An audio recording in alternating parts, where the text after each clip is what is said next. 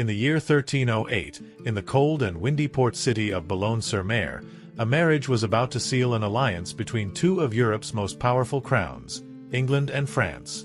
The protagonists were Edward II, King of England, a 23-year-old man with a penchant for court favorites and a notable lack of interest in conventional governance, and Isabella of France, a princess of just 12 years old, daughter of Philip IV the Fair, one of the most cunning and ambitious monarchs of his time. This union, far from a romantic love story, was a strategic move designed to ease tensions between two kingdoms that had been fighting for centuries over territories like Gascony. But, as often happens with the best-laid plans, things didn't go quite as expected. The story of Isabella of France, later known as the She-Wolf of France, is one of diplomacy, betrayals, scandals, and a coup that changed the course of England. Let's unravel this tale, which feels like a medieval soap opera, but with more swords and less dramatic music. To understand how a 12-year-old girl ended up married to a king, we need to step back a bit. Isabella was born around 1295 in Paris, though chronicles disagree on the exact date, as keeping precise records wasn't a priority in the Louvre Palace. She was the only surviving daughter of Philip IV and Joan I of Navarre, a royal couple who ruled France with an iron fist and an eye on expanding their influence. Philip, nicknamed the Fair for his almost otherworldly appearance, was a cold, calculating man with a power obsession that would make any soap opera villain pale in comparison. Joan, meanwhile, brought the crown of Navarre to the marriage and a knack for administration that kept the royal finances somewhat afloat. Isabella grew up in a world of luxury, surrounded by intellectuals, courtiers, and the political intrigues that were daily life in the French court. From a young age, she was groomed to be a queen. She learned to read, write, speak gracefully, and above all, to understand that her fate was tied to her father's interests. By age 7, Isabella was already on the radar for marriage negotiations. In 1299, Pope Boniface VIII, who had a knack for meddling in everyone's affairs, suggested that a marriage between Isabella and the English heir could ease tensions between France and England. The idea wasn't new.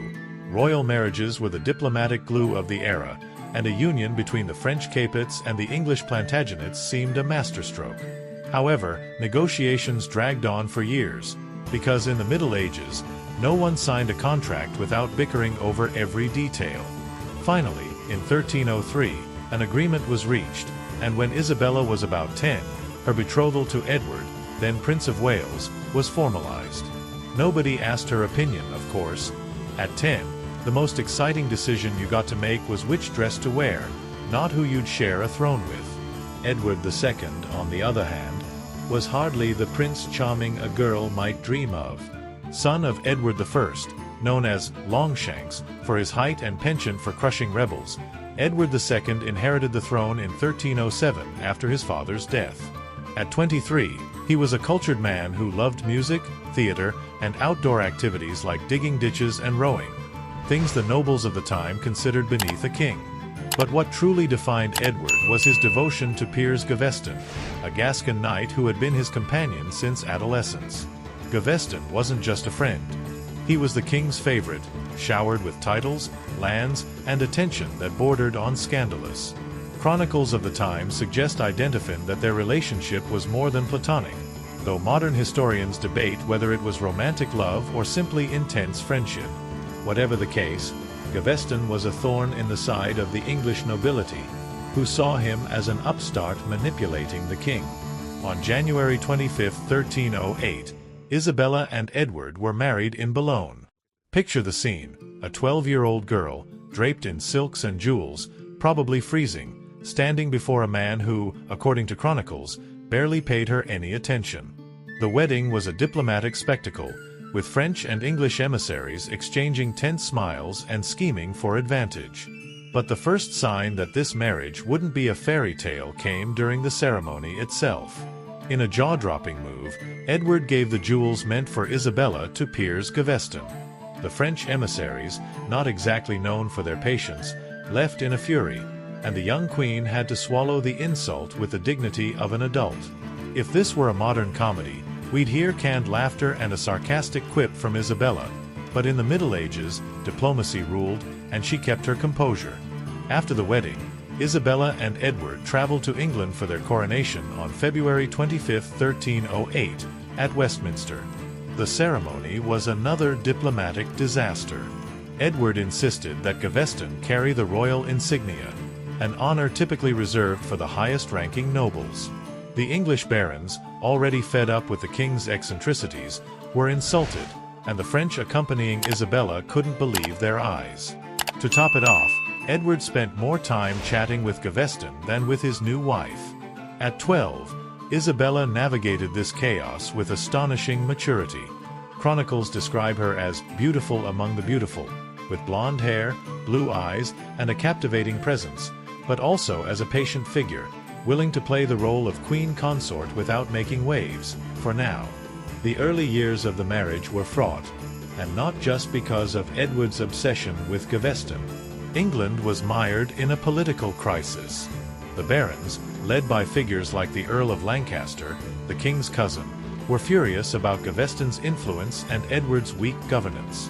In 1310, the nobles forced the king to accept the ordinances, a set of reforms limiting his power and exiling Gaveston. Edward, no master of diplomacy, repealed the ordinances and brought Gaveston back, leading to a direct confrontation with the barons. In 1312, Gaveston was captured and executed at Blacklow Hill, a turning point that left Edward devastated. Isabella, who had maintained a cordial relationship with Gaveston, found herself in a delicate position. She supported her husband but knew the barons would tolerate no further excesses. Despite the tensions, Isabella and Edward achieved some personal stability. In 1312, their first son, the future Edward III, was born at Windsor Castle. The birth of an heir was a relief for the crown, and for a time, the royal couple seemed closer. They had 3 more children: John in 1316, Eleanor in 1318, and Joan in 1321. Isabella, just 17 when her first child was born, proved to be a devoted mother and an active queen. She traveled with Edward across England, participated in religious ceremonies, and won the people's affection with her charity and devotion. But the shadow of the king's favorites never faded. After Gaveston's death, Edward found a new confidant in Hugh Despenser the Younger, a noble whose influence was even more toxic. Unlike Gaveston, Despenser wasn't content with titles and wealth. He wanted political power. Alongside his father, Hugh the Elder, he controlled the court and amassed enemies at an alarming rate. Isabella, who had initially tolerated Edward's favorites, couldn't stand the Despensers. In 1321, pregnant with her youngest daughter, she begged Edward to exile Hugh the Younger, and surprisingly, he agreed. But the truce was short-lived. That same year, Edward recalled Despenser, sparking a rebellion known as the Despenser War. The barons, fed up with the Despenser's tyranny, rose in arms, and though Edward quelled the revolt, the damage was done. Isabella, who had tried to mediate, found herself increasingly isolated in a court dominated by the king's favorites. By 1325, Isabella and Edward's marriage was in ruins.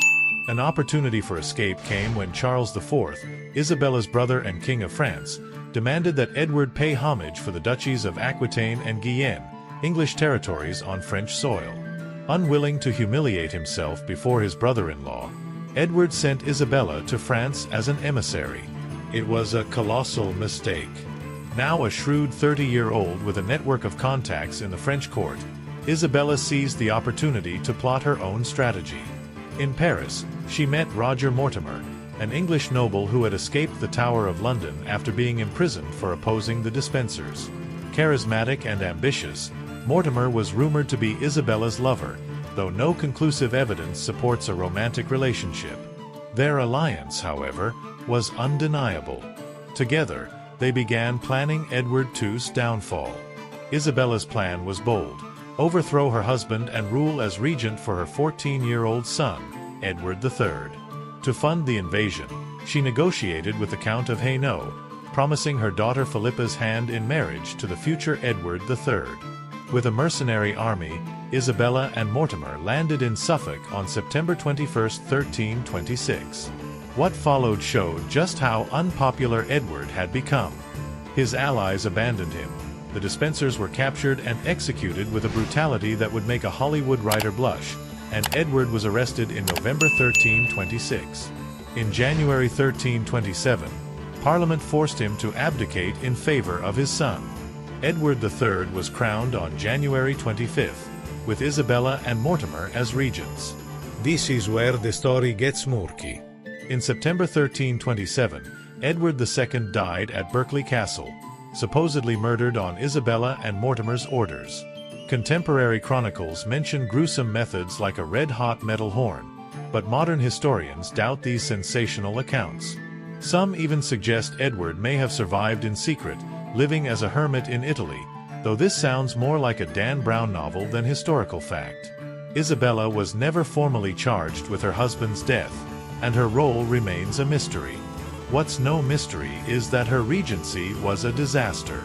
Isabella and Mortimer enriched themselves, alienated the nobles, and managed the finances with the subtlety of an elephant in a china shop. In 1330, Edward III, now 18, decided it was time to take charge. In a masterful coup, he arrested Mortimer at Nottingham Castle and had him executed for treason.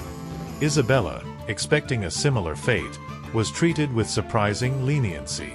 Edward confined her briefly but soon allowed her to retire to a life of luxury as Queen Mother. She spent her final years in castles like Castle Rising, devoted to reading, music, and charity. She died on August 22, 1358, at 63, leaving a legacy as fascinating as it is controversial.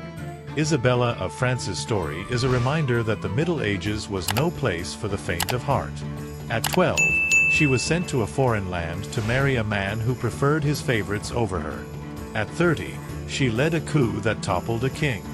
She was a brilliant diplomat, a devoted mother, and to some, a femme fatale who didn't hesitate to eliminate her enemies. Yet she was also a victim of circumstance, trapped in a loveless marriage and a political game where women rarely held the reins.